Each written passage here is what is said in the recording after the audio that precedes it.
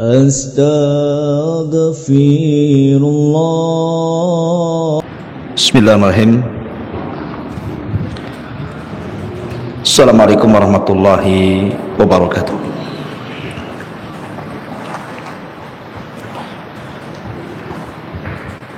Alhamdulillah wassalatu wassalamu ala Rasulillah wa ala alihi wa sahbihi wa mawalah. Wala hawla wala quwwata illa billahi wa ba'du. Baik, kita lanjutkan kajian kita, masih membahas Kitabut Tauhid, di mana kita masuk pada bab yang ke-36 tentang bahaya riya.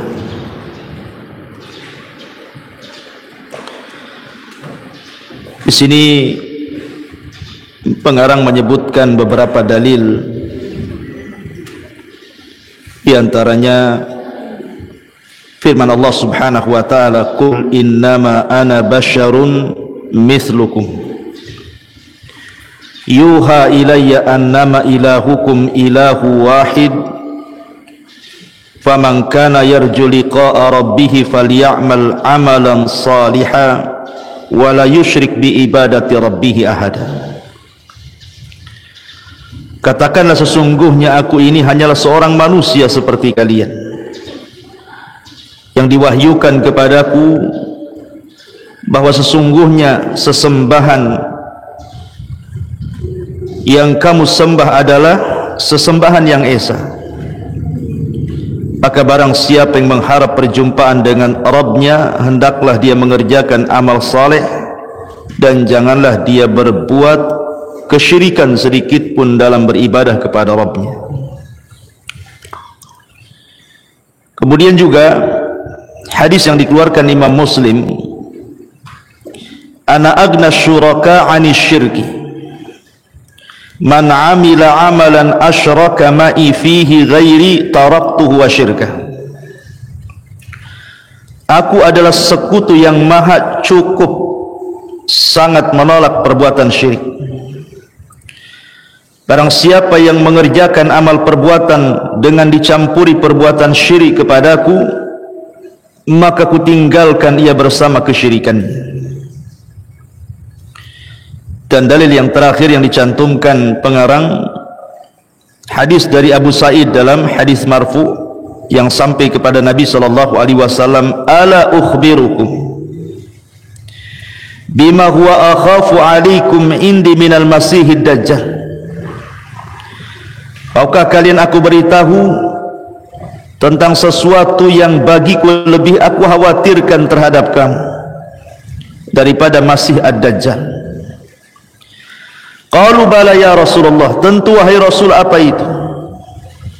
Maka Rasulullah mengatakan, asyirkul khafi yakumur rajulu fayusalliya fayuzayyinu salatahu lima yara min nadhari rajuli ilaihi. Kata Nabi sallallahu alaihi wasallam, syirik yang tersembunyi, ketika seseorang berdiri melakukan salat, ia berpindah salatnya, kemudian membaguskannya karena mengetahui ada orang yang melihatnya. Inilah 3 dasar yang dicantumkan dalam kitab ini tentang bahayanya sebuah riya. Taib, kita akan jelaskan seberapa bahaya riya itu. Ma'asyiral muslimat yang dimuliakan Allah Subhanahu wa taala, salah satu amalan yang merupakan berdirinya sebuah agama adalah ikhlas. Jadi agama ini tegak di atas ikhlas. Bahkan tidak mungkin satupun amalan yang dilakukan siapapun dalam bentuk ibadah apapun tanpa ada keikhlasan itu tetap ditolak. tidak akan diterima. Hanya memperlelah badan saja, menghabiskan uang saja, menghabiskan waktu, tenaga saja, percuma, tidak akan diterima kalau beribadah tidak ikhlas. Bahkan syarat orang masuk surga pun harus ikhlas. Orang tidak bisa masuk surga tanpa ikhlas. Makanya ikhlas ini ibadah yang luar biasa, yang menentukan keselamatan seseorang dan kecelakaan seseorang. Makanya kenapa kemudian pembahasan ikhlas ini luar biasa, dan ikhlas itu lawan daripada riya. Dahulu ada seorang raja yang suka dipuji, yang suka dibicarakan kebaikannya, sehingga banyak orang-orang yang kemudian untuk menyenangkan hati raja terkadang membuat syair-syair walaupun dia berdusta, yang penting raja suka. Jadi betul-betul raja ini setiap perbuatannya itu kalau bisa manusia melihatnya, mendengarnya dan memujinya. Pada suatu hari raja ini ingin membuat masjid besar, masjid kerajaan, dan dia larang tidak boleh ada satu pun dari rakyatnya yang ikut menyumbang, murni masjid dia sendiri. Karena nanti kalau masjid ini sudah jadi, maka masjid ini akan diberi nama dirinya supaya orang tahu siapa yang membangunnya. Maka mulailah kemudian masjid itu dikerjakan dengan biayanya.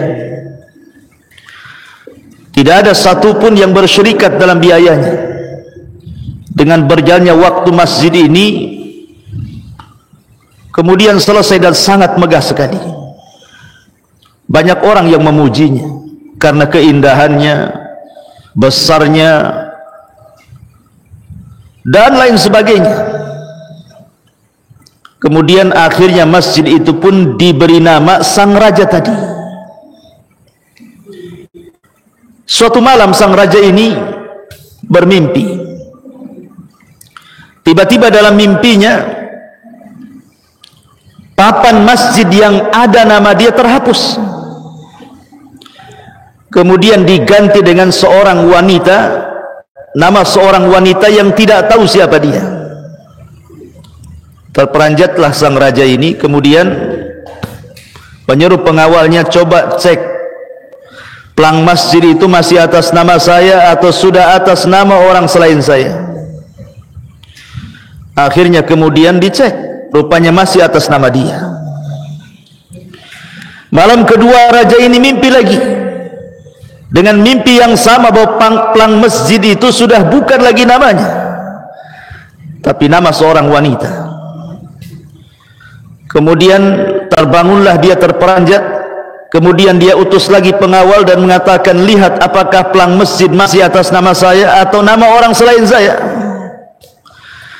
Maka dikatakan kepada sang raja, masih tetap nama anda wahai raja. Maka sang raja menganggap itu hanya sekedar nyanyian mimpi saja. Akhirnya kemudian pada malam ketiga sang raja bermimpi lagi dengan mimpi yang sama. Subhanallah, bahwa papan pelang masjid itu bukan atas nama dia lagi dan diganti dengan nama perempuan. Maka sang raja kemudian penasaran, diutusnya lagi, kemudian dilihat apakah pelangnya masih atas nama dia ataukah sudah nama perempuan itu. Rupanya masih atas nama dia. Akhirnya kemudian sang raja ini heran kenapa nama perempuan itu selalu ada dalam mimpinya. Kemudian dia memerintahkan semua pasukannya cari nama perempuan itu. Siapa dia? Apakah dia ikut memasukkan sebagian uangnya untuk pembangunan masjidku? Berani sekali dia. Cari dia. Akhirnya kemudian dicarilah wanita itu. Dalam sekejap wanita itu sudah kena tangkap. Rupanya wanita itu, Bu, wanita fakir, wanita miskin. Untuk menghidupi keluarganya saja tidak bisa. Wanita yang sudah tua renta. Jadi ketika kemudian dihadapkan kepada sang raja, raja bertanya, "Wahai fulana, apakah ada sebagian uangmu yang kau berikan kepada para pekerja pembuat masjid yang aku bangun masjid itu?" Kata wanita ini, sang raja, "Boro-boro saya infak ke masjid. Untuk makan pun susah. Saya ini orang fakir, orang miskin. Uang dari mana saya infakkan sebagian hartaku atau sedikit hartaku untuk pembangunan masjid? Justru aku sering melintasi masjidmu dan aku kagum dengan masjidmu itu, saking indah dan besarnya." Kemudian sang raja bercerita tentang mimpinya.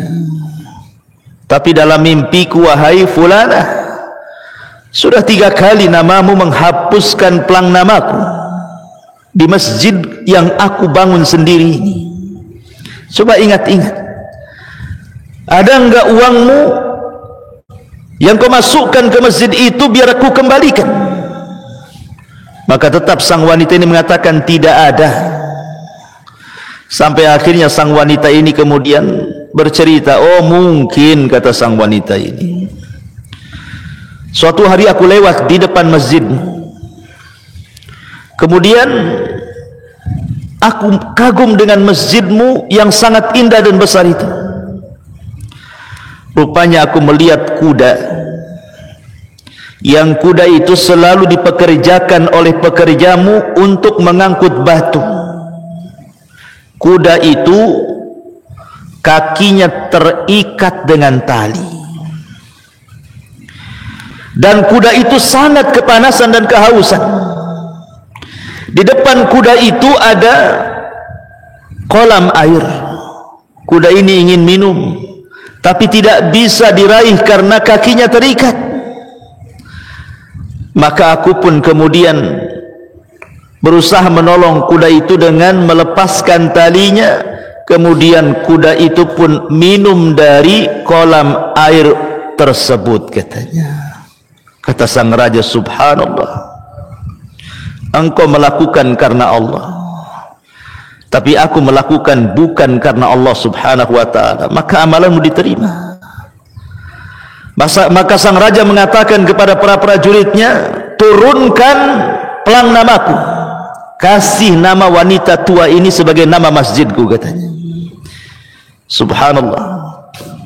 Lihat kisah ini sederhana, tapi kisah ini menunjukkan bagaimana balasan orang yang ikhlas dengan balasan orang yang riya. Ma'asyiral muslimat yang dimuliakan Allah subhanahu wa ta'ala, di zaman salaf ada seorang laki-laki yang sangat salehah, keturunan Nabi, namanya Zainul Abidin, Husain ibn Ali ibn Husain ibn Ali ibn Abi Talib, atau dikenal dengan Zainul Abidin, satu-satunya putra Husain yang hidup di Karbala. Dari Zainul Abidin lahirlah keturunan Husain ibn Ali. Husain ibn Ali ini, Bu, mengajarkan kepada kita bagaimana keikhlasan dalam beramal. Setiap malam dia cari orang-orang miskin di sekitar kota Madinah. Kemudian dia gendong gandum dari rumahnya, kemudian diletakkan di setiap pintu-pintu para fuqara wal masakin itu. Tidak ada yang tahu kecuali dia dengan Allah subhanahu wa ta'ala saja. Apabila sudah habis jatahnya, mungkin 1 bulan habis, nanti dia gendongkan lagi, dia letakkan lagi di pintu orang-orang, rumah orang-orang miskin itu. Begitu setiap harinya, sampai akhirnya Allah subhanahu wa ta'ala wafatkan Zainul Abidin ini. Dan Husain ataupun Zainul Abidin selalu mengatakan, sadaqatus sir yudfi'u ghadaba Rabb, bahwa sedekah yang disembunyikan itu bisa memadamkan kemurkaan Allah subhanahu wa ta'ala. Ketika Zainul Abidin kemudian meninggal dunia, nampaklah kemudian di bahunya bekas-bekas dia memanggul gandum setiap malam. Dan sepeninggalnya tidak ada lagi di rumah orang-orang fuqara wal masakin itu gandum-gandum yang biasa mereka makan. Subhanallah. Begitulah amalan salaf di dalam beribadah kepada Allah subhanahu wa ta'ala, berusaha untuk tidak diketahui manusia. Saya tanya, Bu, mungkin di antara ibu ini ada yang usianya 30, 40, 70 tahun, nggak ada, Bu, ya? Ada nenek-nenek masalahnya. Anggaplah 40 tahun ke atas atau 50-an atau ke bawah gitu ya. Saya tanya dengan jujur, Bu, pernah ibu malam-malam bangun di sepertiga malam, kemudian tahajud? Tidak ada yang tahu, suami tidak tahu, anak tidak tahu, tetangga tidak tahu. Tidak ada yang tahu kecuali ibu dengan Allah subhanahu wa ta'ala saja. Kemudian ibu meneteskan air mata dan mengikhlaskan ibadah hanya karena Allah subhanahu wa ta'ala. Pernah ibu lakukan? Sekali, 2 kali, atau seumur hidupnya berapa kali? Padahal Nabi SAW bersabda,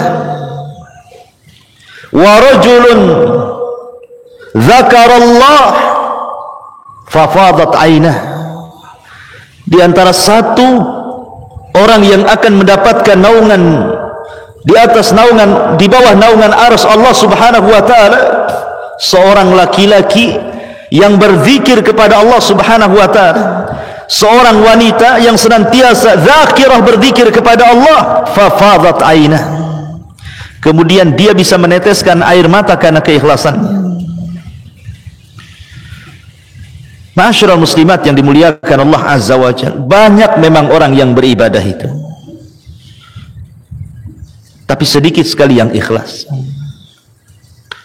Banyak orang yang daftar untuk melaksanakan haji setiap tahun bertambah dari negara kita ini, Bu. Kuota haji itu selalu bertambah. Tetapi betul kata para ulama salaf, ar-rukbu katsirun walakin al-haj qalilun. Yang berangkat haji memang banyak, tapi yang niat haji karena Allah itu sedikit. Yang berangkat umroh itu banyak, tapi yang niat umroh karena Allah itu sedikit. Saya teringat dengan seorang ibu datang kepada saya, Bu, Ustaz, saya sudah haji 3 kali. Masya Allah, 3 kali, banyak kali Bu haji, banyak duit ibu ini. Iya Ustaz, saya sudah berdoa di sana, nggak dikabul-kabulkan Allah, katanya. Saya katakan, Bu, kan di sana tempat mustajab doa, ada Raudhah, ada Ka'bah, kenapa pula tadi ijabah doanya? Emang ibu doa apa di sana? Kata ibu ini, begini Ustaz, saya berdoa kepada Allah ingin mati di kota Mekah, katanya.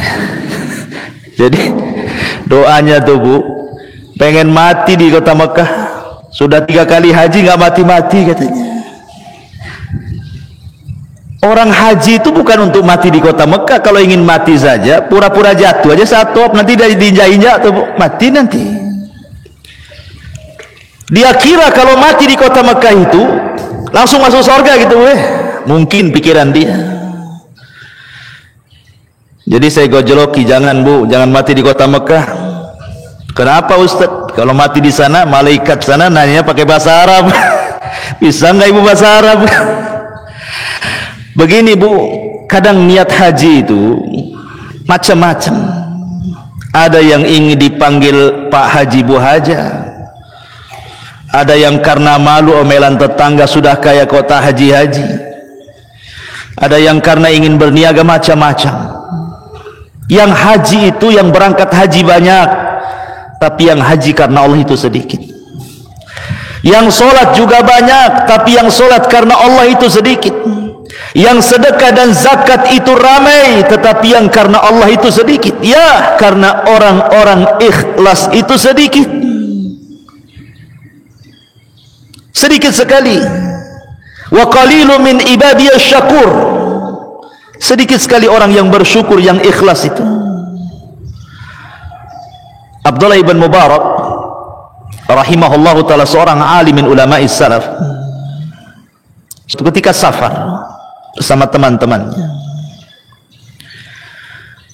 kebiasaan Abdullah ibn Mubarak ini apabila sedang istirahat di tengah-tengah safar, maka dia lihat kanan kirinya teman-teman sesafarnya itu, kalau sudah nampak tidur, lelap, nyenyak, ngorok, maka dia bangun.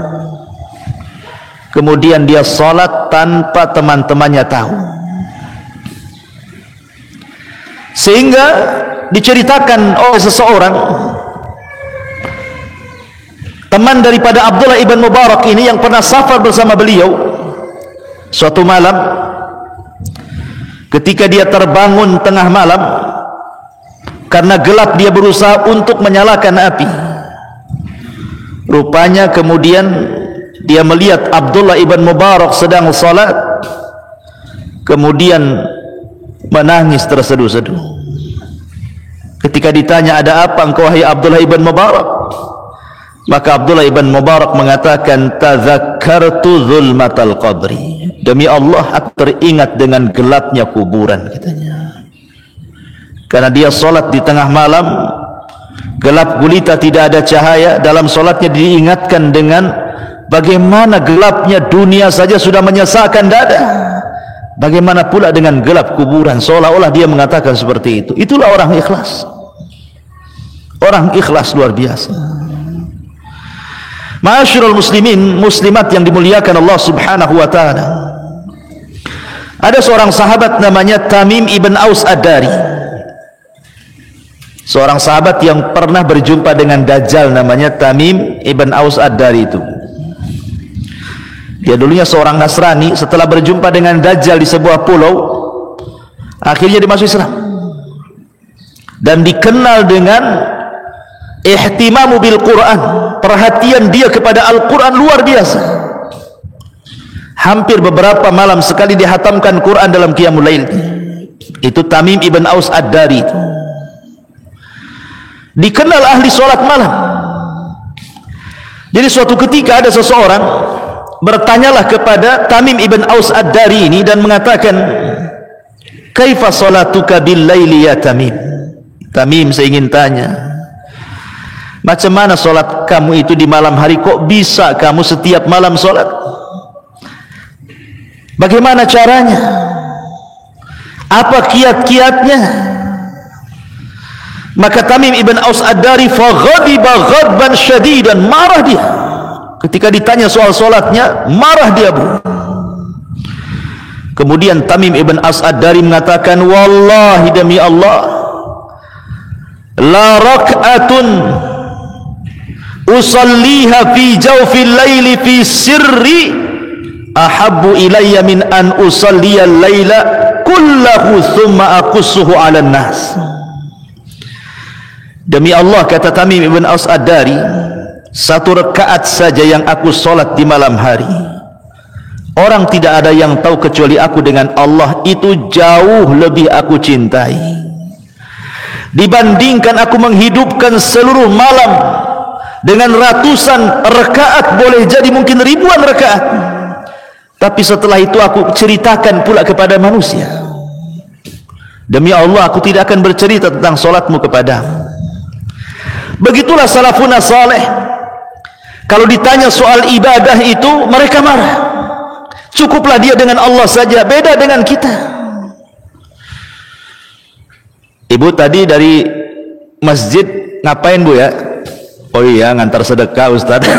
Langsung disebutkan tuh, ngantar sedekah Ustaz. Kebetulan saya ada rezeki gitu.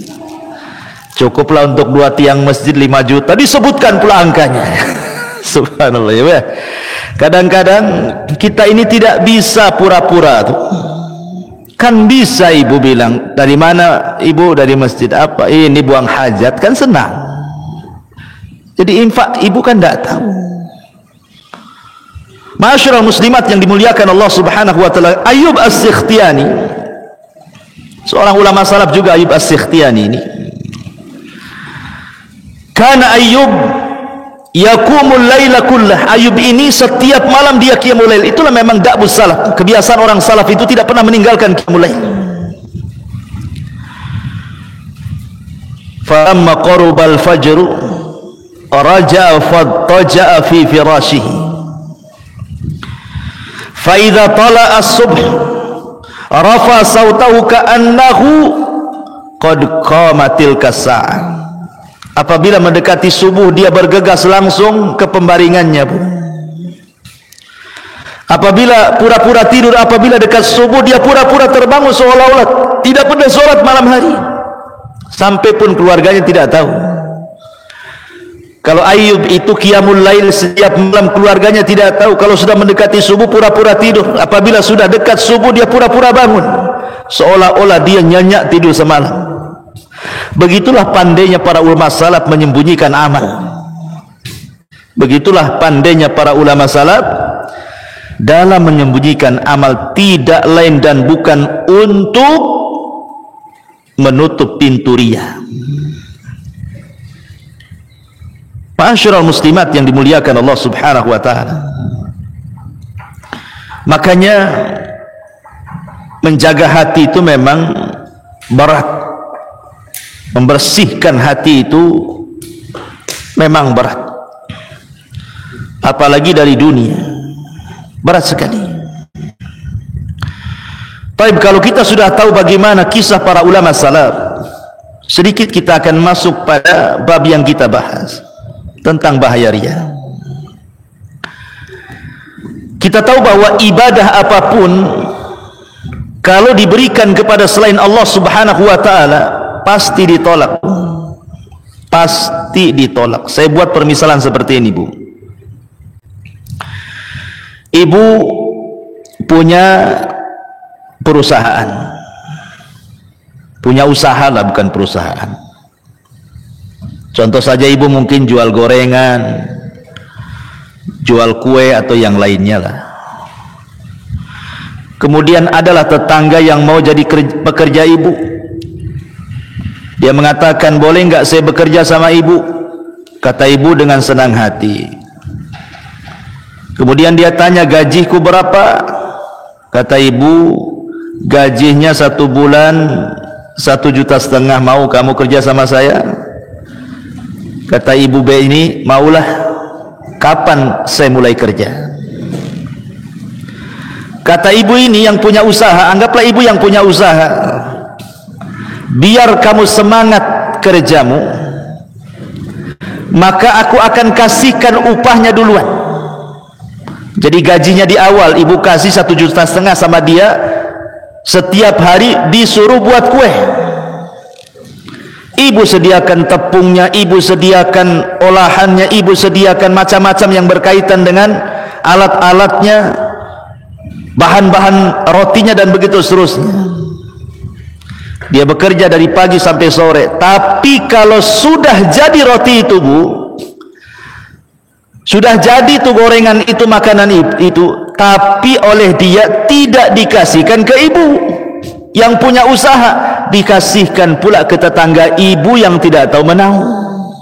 Jadi tetangganya enak tuh, tiap hari diantari kue kan gitu.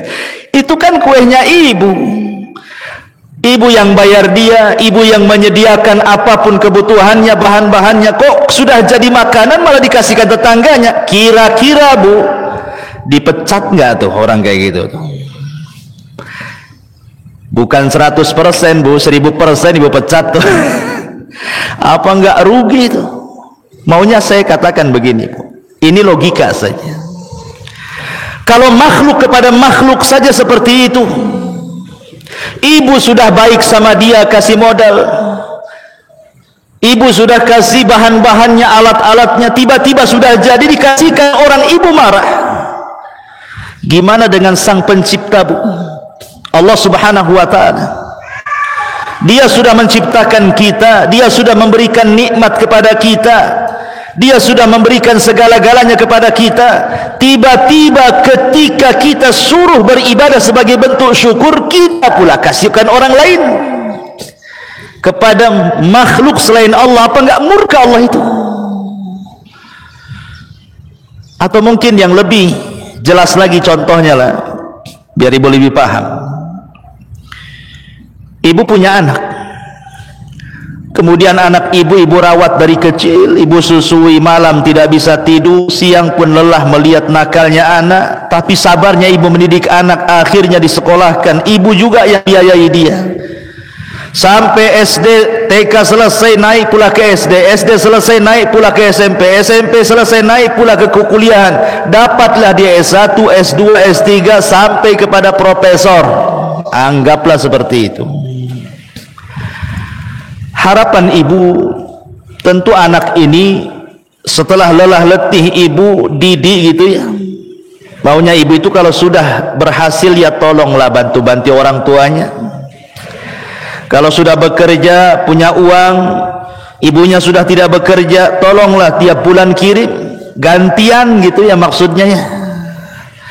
Rupanya tiap bulan anak ibu yang sudah profesor itu kalau ngirim uangnya nggak pernah ke ibu, ke tetangga ibu pula dia ngirim uang itu. Enak kali tetangganya itu. Bukan anak dia, bukan dia yang merawat, bukan dia yang nyekolahkan, tapi tiap bulan dapat uang dari anak ibu. Sakit nggak Bu? Sakitnya tuh di sini Bu, sakit banget tuh. Itu makhluk dengan makhluk. Bagaimana sang Khalik, walillahi masalul a'la, walillahi masalul a'la, laisa kamitsli syai'un wa huwas samiul basir. Maka Allah pun akan murka apabila ada orang yang beramal kepada selain Allah, maka Allah subhanahu wa ta'ala tidak akan menerima amalannya. Wa qadimna ila ma amilu min amalin faja'alnahu haba'an manthura. Dan kami hadapkan segala amal mereka yang mereka kerjakan, lalu kami jadikan amal itu bagikan debu yang berterbangan, enggak tersisa. Ma'asyiral muslimat yang dimuliakan Allah subhanahu wa ta'ala, sampai-sampai Nabi SAW membuat permisalan Bu, permisalan orang yang beramal karena ria, karena ingin dipuja, ingin dipuji, ingin dipandang, ingin dilihat, ingin didengar, seperti serigala yang lapar Bu. Ada serigala yang lapar, kemudian dilempar satu kambing. Kira-kira kambing itu tidak disikat, pasti disikat sama serigala itu. Namanya serigala lapar, boleh jadi tidak disisakan sama sekali. Begitulah kata Nabi SAW, ma dhi'bani ja'i'an ursila fi ghanamin. Kata Nabi SAW, sesungguhnya tidaklah dua serigala yang lapar, betul-betul lapar, diutus kepada seekor kambing. Apa yang terjadi? Pasti akan dilahapnya, tidak akan disisakan oleh dua serigala itu. Namanya sedang lapar. Bi afsadalaha min hirsil mar'i alal mali wasyarafi lidini. Tetapi itu tidak lebih rusak dibandingkan orang yang rakus terhadap harta, terhadap dunia, dan rakus terhadap kehormatan dalam agamanya, ingin dipuja, ingin dipuji, dan begitu seterusnya. Ma'asyiral muslimat yang dimuliakan, begitulah amalan itu kalau tidak didasari dengan keikhlasan, percuma. Makanya kata para ulama, ibu kalau ingin beramal dan bisa ikhlas, amalkan. Ibu kalau ingin beramal dan inginnya ria, ngapain lelah-lelah, letih-letih, capek-capek beramal kalau toh juga tidak akan diterima. sudah berhenti saja amal. Masya Allah Ta'ala. Dalam surah Al-Kahfi ayat 42 Allah katakan, wa yaqalaitani lam usyrik bi rabbi ahada. Dan harta kekayaannya dibinasakan, lalu dia membolak-balikan kedua tangannya menyesal terhadap apa yang telah ia belanjakan untuk itu. Sedang pohon anggur itu roboh bersama parap-parapnya, dan dia pun berkata, duhai kiranya dulu aku tidak mempersekutukan Allah dengan siapapun. Ayat ini ingin menjelaskan, Bu, bahwa riya itu membahayakan amal. Riya itu bisa menggugurkan amalan. Karena Allah Subhanahu wa Ta'ala tidak akan pernah melihat amalan yang bahkan Allah Subhanahu wa Ta'ala sampai mengancam dalam sebuah hadis, dijelaskan hadis ini termasuk yang dikeluarkan dalam Musnad Imam Ahmad. Innallaha tabaraka wa ta'ala yaqul, sesungguhnya berfirman, yauma tujazal ibadu bi a'malihim, pada hari orang-orang dibalas atas amal-amal mereka. Idhabu ilal ladzina kuntum tura'u bi a'malikum fid dunya fangduru duna indahum jaza. Temuilah, kata Allah, orang-orang yang dulu kau perlihatkan di dunia balasan di sisi mereka. Seolah-olah Allah ingin katakan, Bu, kalau ibu sholat karena manusia, baca Quran semua karena manusia, maka Allah katakan nanti pada hari kiamat, kau minta balasan kepada orang yang ketika di dunia amalanmu ingin dilihat dia, minta sama dia balasannya. Kira-kira dia bisa menyediakan surga untuk ibu? Tidak akan pernah. Lihat bagaimana Allah Subhanahu wa Ta'ala meninggalkan ibu dan meninggalkan kesyirikannya. Itulah makna taraktuhu wa syirkah, ku tinggalkan dia dan kesyirikannya. Ibu akan ditinggalkan Allah pada hari kiamat, dan Allah katakan, pergi saja kau kepada orang yang kau ketika di dunia ingin melihat amalanmu, minta amalan sama dia, minta balasan sama dia. Kan ngeri, Bu, kalau Allah mengatakan seperti itu pada kita pada hari kiamat. Makanya pentingnya beramal saleh. Terkadang di dunia ini, Bu, jangan terpedaya dengan penampilan, jangan terpedaya dengan pakaian. Kadang-kadang ada ibu-ibu yang baru hijrah, maaf ibu ya, mudah-mudahan bukan ibu di sini, ibu di sono. Kadang-kadang ketika hijrah itu yang dipikirkan hanya pakaian.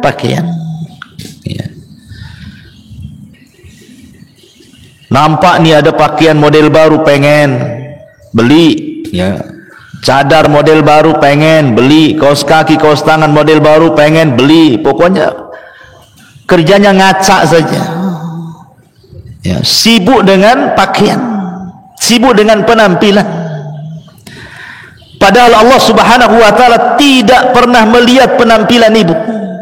Yang Allah lihat itu hati dan amalan ibu. Di sini Allah mengatakan, unzuru innallaha la yanzuru ila suwarikum wala ila amwalikum walakin yanzuru ila qulubikum wa a'malikum. Allah tidak pernah melihat penampilan ibu, tidak pernah melihat harta ibu. Yang Allah lihat itu hati. Hati, kemudian setelah itu amalannya. Lihat, Allah dahulukan hati baru amalan. Allah dahulukan hati sebelum amalan. Karena amalan itu diterima dan tidaknya itu karena hati. Kalau hatinya ikhlas, diterima. Kalau hatinya riya, ya amalannya ditolak. Walaupun dohirnya amalan itu adalah amalan besar. Contoh, orang yang mati syahid, itu kan amalannya besar, Bu, masuk surga tanpa hisab. Atau contoh orang yang baca Quran, qari, hafidh Quran, bacaannya indah, orang suka dengan bacaannya. Terkadang orang bisa nangis kalau dibaca Quran, kan indah, itu kan besar tuh amalan dia. Bertahun-tahun dia menghafalkan Quran, apa tidak besar amalan dia? Atau orang yang sedekah miliaran bahkan triliunan, itu kan besar, Bu. Tetapi rupanya perkara-perkara besar yang harusnya dia masuk surga paling depan, rupanya dia orang yang pertama kali pun disentuh api neraka. Kenapa? Rupanya niat itu membesarkan yang kecil dan mengecilkan yang besar. Niat itu membesarkan yang kecil dan mengecilkan yang besar. Ada amalan-amalan yang kita anggap besar, seperti tadi syahid, orang yang berinfak triliunan atau miliaran. Dan ada orang yang bertahun-tahun dihabiskan untuk menghafal Quran, tiba-tiba baca Qurannya hanya untuk supaya orang memandang dia qari, hartanya supaya orang memandang dia dermawan, syahidnya supaya orang memandang dia pahlawan. Perkara-perkara besar itu jadi kecil karena riya, tidak dipandang oleh Allah Subhanahu wa ta'ala. Bahkan dalam sebuah hadis yang sahih, awal man tusyu'ira bin nari yaumal qiyamah, orang yang pertama kali disentuh api neraka justru orang-orang ini. Ketika Allah bertanya kepada mereka, apa yang kau amalkan? Yang satu mengatakan aku mati syahid karenamu, yang satu mengatakan aku sedekah karenamu, yang satu mengatakan aku baca Quran karenamu. Allah katakan, kadzabtum, dusta kamu, itu dusta. Engkau baca Quran supaya manusia menganggap engkau qari, engkau syahid supaya orang menganggap engkau pahlawan, engkau bersedekah supaya orang menganggap engkau dermawan. Kadzabtum, dusta kamu. Maka Allah memerintahkan malaikat seret dia masukkan ke neraka. Na'udzubillah. Disinilah bahayanya riya. Amalan sekelas jihad saja tumbang, tidak tersisa. Amalan sekelas orang yang infak triliunan saja tumbang, tidak tersisa. Amalan orang yang menghafal Quran dari kecil sampai tua aja tumbang kalau niatnya karena riya. Apalagi amalan-amalan kecil selain daripada amalan-amalan besar. Maka takutlah kepada riya. Ma'asyiral muslimat yang dimuliakan Allah Azza wa Jalla, lihat bagaimana Allah permisalkan dalam Quran. Ayawaddu ahadukum an takuna lahu jannatun min nakhilin wa a'nabin tajri min tahtiha al-anhar lahu fiha min kulli thamaratin wa asabahu al-kibaru wa lahu dhurriyyatun du'afa fa asabaha i'sarun fihi narun fahtaraqat kadzalika yubayyinullahu lakumul ayat la'allakum tatafakkarun. Allah Subhanahu wa taala berfirman, adakah salah seorang di antara kalian yang ingin memiliki kebun kurma dan anggur yang mengalir di bawahnya sungai-sungai? Di sana dia memiliki segala macam buah-buahan. Kemudian datanglah masa tuanya, sedangkan dia memiliki keturunan dan anak-anak kecil. Lalu kebun itu ditiup angin keras yang mengandung api, kemudian membakarnya habis. Demikianlah Allah menerangkan ayat-ayatnya kepadamu agar kamu memikirkannya.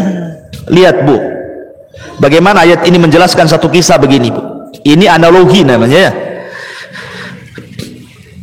Ini Allah menceritakan begini. Ada seseorang, orang ini punya kebun ceritanya, dan tanahnya hektaran. Di situ ada pohon kurmanya, di situ ada pohon anggurnya, di situ ada buah-buahan yang lainnya. Boleh jadi mangga, jeruk, rambutan, durian, macam-macam lah namanya buah-buahan. Kemudian dia tanam, dia rawat. Untuk apa, Bu? Untuk masa tua. Dia pikir kalau sudah tua, kebunnya hektaran, buahnya ribuan, sementara dia punya keluarga, anak dan cucu, dia tidak bekerja lagi. Ketika dia tidak bisa bekerja lagi, dia tidak tinggal menikmati hasilnya. Itu maksudnya dia. Maksudnya ayat ini menceritakan orang yang punya kebun kemudian ditanam sampai besar, kemudian setelah tua nampaklah ranum buah-buahannya tuh. Yang selama ini dia tanam, mangganya nampak sekarang sudah berbuah. Yang tadinya dia tanam durian, nampaklah duriannya sudah berbuah. rambutannya sudah berbuah, kurmanya sudah berbuah, anggurnya sudah, semua sudah berbuah, dan dia pun sudah tua, sudah sakit, tak bisa kerja, dia punya anak yang kecil-kecil, tidak mungkin lagi dia bekerja. Tiba-tiba ketika keesokannya dia mau menikmati hasilnya, datang angin membawa panas, membakar semua kebunnya. Lalu apa hasilnya dari muda dia tanam buah-buahan itu? Setelah tua dia tidak bisa bekerja, rupanya dia tidak menikmati hasilnya. Dia pun susah, anak-anaknya pun susah. Begitulah Allah ingin katakan orang yang beramal riya itu seperti itu, Bu. Ya. Ibu sudah berapa tahun? Anggaplah 50 tahun, 40 tahun. Dari mulai sholat karena manusia, sedekahnya karena manusia, sholat malamnya karena manusia, ngajinya karena manusia, semua serba karena manusia.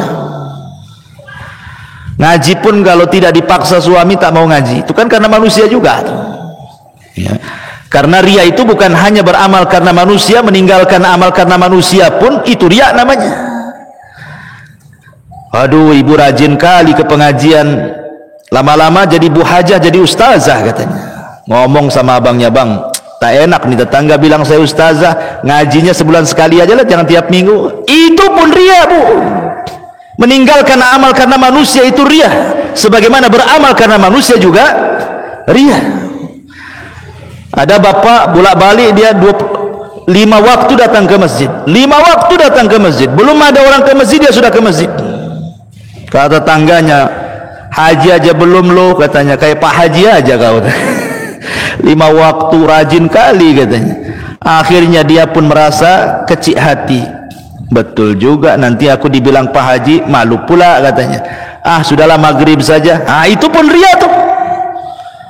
Akhirnya dia meninggalkan amal karena ucapan manusia. Jadi riya itu bukan hanya beramal karena manusia, meninggalkan amal karena manusia, dua-duanya riya tuh. Karena intinya karena manusia, bukan karena Allah. Kalau karena Allah mungkin dia tidak bisa ke masjid karena sakit kan itu. Ya memang Allah takdirkan dia tidak bisa ke masjid karena sakit. Tapi kalau tidak ke masjid kemudian gara-gara ucapan orang, maka itu karena riya itu namanya, meninggalkan karena manusia.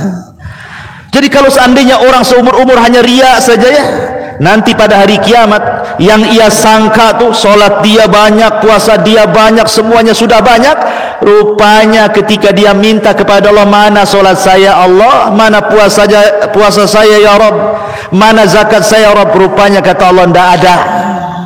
Kamu itu belum berbuat baik sedikit pun di dunia, dari mulai kau lahir sampai mati tidak ada amalanmu katanya. Kan rugi akhirnya ya. Sama dengan punya kebun tadi, udah waktunya panen pula, hilang pula panennya. Begitulah orang riya, Bu. Orang riya itu seperti itu, naudzubillah. Ya. Ma'asyiral muslimat yang dimuliakan Allah Azza wa Jalla, lalu bagaimana sih caranya supaya kita tidak terhindar atau supaya kita tidak masuk dalam riya ini? Apa kiat-kiatnya? Karena riya ini bahaya, Bu. Bisa mengantarkan kepada syirik besar dan syirik kecil. Bisa menggugurkan amal orang, bisa menyebabkan dia mendapatkan azab pada hari kiamat, dan juga dia akan terhina. Orang riya ini amalannya itu menghinakan dirinya karena selalu sakit hati. Bagaimana sakit hatinya Ustadz? Contoh nih, Bu ya, ibu nyumbang ke masjid Jabal Uhud atau Nidaul Ilmi, nyumbang 5 juta dengan harapan pihak masjid itu mengumumkan, kalau bisa di grup-grup WA itu nama ibu tercantum, ibu fulana sudah nyumbang 5 juta ke Jabal Uhud, ke Nidaul Ilmi, maka dijelaskan, diucapkan semoga begini, semoga begitu dan yang lainnya. Jadi orang grup tahu kalau ibu yang nyumbang. Umpamanya gitu, Bu ya. Ya. Sekali setelah ibu nyumbang 5 juta ke Jabal Uhud atau ke masjid, ditunggu-tunggunya itu notifikasi dari grup itu, tangtung kok tak nampak pula lah tangtung itu. Ditengok pagi tak ada pula pemberitaan dia infak, ditengok siangnya tak ada pula, di sore hari tak ada, di malam hari tak ada. Nunggu 1 hari, oh mungkin Ustaz lupa nulis di grup ini bahwa saya infak. Ditunggu 2 hari tak juga, ditunggu 1 minggu tak juga. Memanglah Ustaz itu katanya. Kalau tahu tadi umumkan, bagus saya kasih 100.000 saja daripada 5 juta. Itu di situ bu sengsaranya orang ria tuh. Orang ria itu sengsara, hatinya itu tidak pernah tenang, dihinakan dengan hartanya. Bahaya. Ya. Jadi memang bahaya ria itu luar biasa. Di dunia saja sudah sempit sesak tuh dadanya, apalagi di akhirat makin sempit sesak lagi dadanya. Satu bu obat ria itu ya. Pertama mujahadatun nafsi fil ikhlas. Cobalah sungguh-sungguh melatih diri. Yang namanya ikhlas itu memang berat. Sampai-sampai para ulama mengatakan alajtu al-qalba 20 sanatan. Aku berusaha mengobati hatiku untuk supaya ikhlas selama 20 tahun. Baru setelah itu aku mendapatkan kenikmatan ibadah kata. 20 tahun bu. Ulama itu belajar mentarbiyah hati supaya ikhlas, baru setelah 20 tahun dia merasakan nikmatnya ibadah. Maka dari sekarang lah bu ya, cobalah berusaha sungguh-sungguh. Memang betul-betul ibu ngaji karena Allah, ibu sholat karena Allah, ibu sedekah karena Allah, dan begitu seterusnya. Dan itu memang perlu pengorbanan. Walladzina jahadu fina lanahdiyannahum subulana. Orang-orang yang sungguh-sungguh pada jalan kami akan berikan hidayah orang tersebut kata Allah. Yang kedua, ayyakuna lil abdi amalun salihun khafiyun. Cobalah dibiasakan kalau beramal itu jangan diketahui orang, disembunyikan. Kalau memang amalan-amalan itu bukan bentuk syiar yang harus ditampakkan, sebaiknya disembunyikan. Kalau boleh orang tidak tahu. Contoh nih, seandainya ibu mau sedekah sama tetangga yang miskin, bagaimana caranya supaya tidak tahu? Cari orang. Kalau sekarang kan ada tukang ojek, ada apa namanya, ojek online gitu bu ya. Padahal tetangganya sebelah-sebelahan bu, kopel lagi. Ibu pengen bantu orang sebelah, cuman biar ibu nampak ikhlas, ibu pura-pura jauh ke pasar gitu ya. Carilah tukang ojek online itu, tolonglah antarkan uang ini ke nomor sekian, itu pada tetangga sebelah tuh. Ya. Bisa nggak bu tuh kayak gitu tuh? Kalau bisa mantap lah ibu tuh. Ya, jadi seperti itu. Atau ibu beli sesuatu ya di pasar, entah beli sayur, entah beli buah, nampaklah orang yang jual sayur itu miskin, nampaklah orang yang jual sayur itu memang fuqara gitu kan. Ibu dekati bu, kemudian ibu pura-pura beli. Entah belikan tidak harus banyak, 5.000 perak jadilah 10.000 perak jadilah itu seberapa ikat kangkung itu. Adalah kembalian entah 1.000-2.000 perak bukan? Ada kembalian. Sebelum ibu pulang udah ambil, langsung pergi bu. Itu namanya sedekahus sir itu. Ya, udah ambil aja. Ini enggak, saking bakhilnya bu. Ibu beli 100.000, kembaliannya 1.000, ditunggu tuh yang 1.000 tuh. Sampai pedagangnya bingung itu mau nyari kembaliannya itu, yang muter-muter, akhirnya mau berjam-jam juga dia tinggalkan warungnya, mau beli nggak jadi karena nggak ada penjualnya jadinya kan. Tuh gara-gara 1.000 ibu tuh jadinya merugikan orang. Itulah orang bakhil kayak gitu tuh. Ya. Jadi sedekahkan saja. Sedekahus sir yudfi'u ghadab Rabb. Kemudian yang ketiga, ingatlah kematian. Ingatlah kematian. Karena orang mati itu angan-angannya cuma satu bu. Apa angan-angan orang mati? Angan-angan orang mati itu cuma satu, laula akhartani ila ajalin qarib la asaddaqa wa akum minas salihin. Ya Allah, kalau kau bangkitkan aku sesaat saja ke bumi, aku akan sedekah karenamu dan aku akan jadi orang baik tuh. Tapi kan mustahil ya, orang mati hidup lagi kan bu ya. Maka ingat kematian supaya ikhlas karena Allah. Kemudian yang keempat, kata para ulama, istahdhara daiman qabla kulli qaulin wa samad. Coba hadirkan niat sebelum ibu ngomong sesuatu, mengamalkan sesuatu, hadirkanlah niat itu. Umpamanya nih bu ya, contoh ibu mau ke tetangga main-main, ya kan? Ibu tuh niatnya apa? Mau apa ke tetangga itu? Itu sudah dihadirkan tuh niat tuh di rumah tuh. Kalau ibu menghadirkan, pusing juga di rumah sendiri, bagus yang ngerumpi sama tetangga, itu niatnya udah bagus tuh, ya. Jadi niatkan, coba sebelum ibu berkata, sebelum ibu beramal itu coba niatkan dulu. Jadi sebelum bergerak itu sudah ada niat gitu ya. Dan niat itu lillah, karena Allah, bukan karena yang lainnya. Kemudian yang nomor 5, tadzakkar daiman annaka satakifu amamallahi yaumal qiyamah. Cobalah ingat bahwa kita ini akan berhadapan dengan Allah pada hari kiamat. Jangan seperti hadis yang tadi saya katakan, orang yang mati syahid panggil di hadapan Allah kemudian ditanya, kamu syahidmu karena apa? Dia mengatakan, karena Allah. Kadzabta, dusta. Kau dusta kau. Syahidmu bukan karena aku, kata Allah. Kau itu syahidmu karena manusia supaya engkau disebut pahlawan. Jangan seperti itu. Ingat bahwa kita akan berhadapan dengan Allah dan Allah akan menanyakan kita, maka ikhlaskan ibadah supaya diterima di hadapan Allah Subhanahu wa ta'ala. Kemudian juga ketahuilah bahwa dampak riya itu apa? Ibu sudah saya jelaskan dari awal, beginilah bahaya orang riya. Terus ingat bahaya riya supaya jangan masuk riya. Araftu syarra la li syarri walakin litawaqqihi. Mengetahui riya bukan untuk riya, tapi supaya mudah untuk menjauhi riya. Ya, ingat bahayanya supaya kita jangan sampai kemudian jatuh kepada perbuatan riya. Kemudian juga Bu, cobalah banyak berdoa. Banyak-banyak berdoa.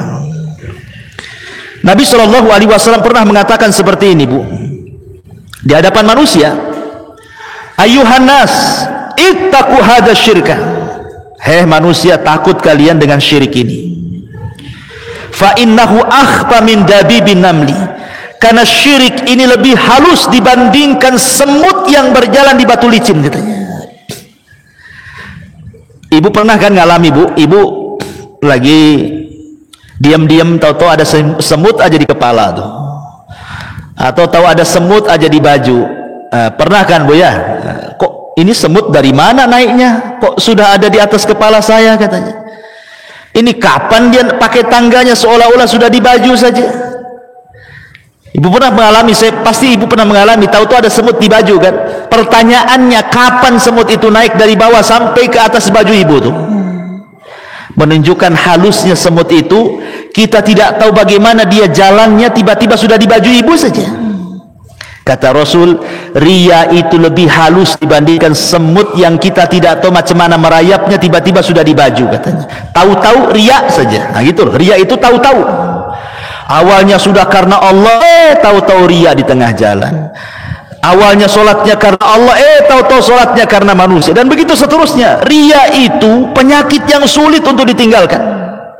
Saya, ibu, siapapun, penyakit ini ada karena datangnya sehalus semut, bahkan lebih halus dibandingkan jalan semut, kata Rasulullah. Sehingga sahabat mengatakan, ya Rasulullah, kalau syirik ini sehalus itu, macam mana caranya kami untuk meninggalkannya, menjauhinya, supaya jangan terjerumus kepadanya? Maka Rasul mengatakan, qulu Allahumma inna na'udzubika min an nusyrika bika syai'an na'lamuhu wa nastaghfiruka lima la na'lamuhu. Rawahu Ahmad wa sahhahahu Albani. Kalau begitu, bacalah sering-sering doa, ya Allah, aku berlindung kepadamu dari melakukan kesyirikan yang aku ketahui ataupun yang aku tidak ketahui. Aku meminta ampun kepadamu. Terus meminta seperti itu, meminta kepada Allah Subhanahu wa ta'ala, ya, agar hati ini tidak menyekutukan Allah Azza wa Jalla. Kemudian ketika beramal Bu, lihatlah Allah, jangan lihat selain Allah. Ketika ibu beramal, lihat ke atas, jangan lihat ke bawah. Lihat ke Allah, jangan lihat kepada makhluk. Kemudian janganlah beramal kepada Allah karena mencari redha manusia. Manusia tidak akan redha selamanya. Biarkan manusia, mereka tidak memuji ibu, nggak apa-apa. Yang penting Allah memuji ibu. Mendingan kita berharga di mata Allah dibandingkan kemudian berharga di mata manusia. Kemudian jadikan hati ibu itu hati yang tidak berubah. Ketika ibu beramal ada yang mencela, hati ibu tetap seperti itu. Ketika ibu beramal ada yang memuji, tetap ibu seperti itu. Jadikan celaan dan pujian sama saja. Itu bisa nggak tuh? Ini yang berat nih. Memang berat, Bu. Ibu melakukan sesuatu padahal baik, dicaci pula sama orang. Kan ada, Bu. Niatnya ibu itu baik sebenarnya, ingin nolong, dimaki-maki pula. Tenang, sabar. Ketika ibu amal, Masya Allah, didewa-dewikan pula ibu itu. Tenang, itu ujian. Orang yang bisa menstabilkan hati, menyamakan antara pujian dan juga celaan, itulah hati yang ikhlas namanya, Bu ya. Jangan pula kalau dipuji besar pula hidung, kalau dicela mengecil pula hidung. Itu kan masalah, Bu ya. Jadi kemudian juga yang lainnya. Ya, tetapi juga di sana ada perkara-perkara yang sebenarnya bukan riya, Bu, tapi orang menganggap riya, tapi bukan riya. Ini untuk mengakhiri kajian kita. Apa saja perkara-perkara yang dianggap riya tapi bukan riya? Seperti ibu berangkat haji, tidak ada niat ibu itu dipanggil Bu Hajah, nggak ada niat sama sekali. Tiba-tiba pulang orang tahu ibu haji, Bu Hajah mau kemana katanya. Padahal ibu tidak mau dipanggil Bu Hajah itu. Paling senang ibu belum haji gitu ya, masuk pasar sini tiba-tiba Bu Hajah beli, Bu Hajah beli. Ibu senang pula bilang saya belum haji gitu. Gitu ya, Bu. Jadi kalau ibu ibadah kemudian dipuji orang dengan tidak ada niat untuk dipuji, itu namanya busyrol ajil, kabar gembira yang disegerakan. Itu bukan riya namanya, Bu ya. Ini yang pertama. Yang kedua, orang yang tahadus bin ni'mah, menampakkan nikmat Allah. Ya ibu beli baju bagus, ibu beli tas bagus, ibu beli jilbab bagus, dan begitu seterusnya dalam rangka tahadus bin ni'mah. Gak apa-apa, tetapi bukan untuk kesombongan, juga bukan untuk riya, bukan untuk ujub, bukan untuk riya. Apa sih bedanya ujub dengan riya? Kalau riya menyekutukan Allah dengan orang lain, kalau ujub itu menyekutukan Allah dengan diri sendiri. Ya, dua-duanya terlarang, tidak boleh. Ataupun seseorang menyembunyikan dosa. Ibu ini dulunya pamannya orang lain lah, jangan ibu, banyak kali dosanya. Tiba-tiba ibu sudah hijrah, ibu sembunyikan gitu ya, tidak mau cerita tentang dosanya. Itu menyembunyikan kebaikan seperti itu bukan riya. Justru kalau menceritakan malah dosa besar gitu ya. Kemudian yang terakhir, iktisabu syuhratin bi ghairi talabiha. Ibu ini tidak hendak dipuji orang, terkenal dan begitu seterusnya, tapi tiba-tiba dipuji karena kebaikannya. Ketika kemudian ibu terkenal karena kebaikannya dan bukan maksud ibu ingin terkenal, maka itu bukan riya. Ya, itulah nikmat yang Allah berikan di dunia. Allah sedang mengangkat derajat ibu di dunia. Wallahu a'lam bishawab. Ini diantara bahaya riya. Mudah-mudahan ada manfaatnya. Karena sudah jam 11:16 ya, tidak ada tanya jawab. Insyaallah kita lanjutkan di lain kesempatan. Mudah-mudahan bermanfaat. Kita tutup dengan doa kafaratul majlis. Subhanakallahumma bihamdika asyhadu an la ilaha illa anta astaghfiruka wa atubu ilaik. Wallahu ta'ala. Assalamualaikum warahmatullahi wabarakatuh.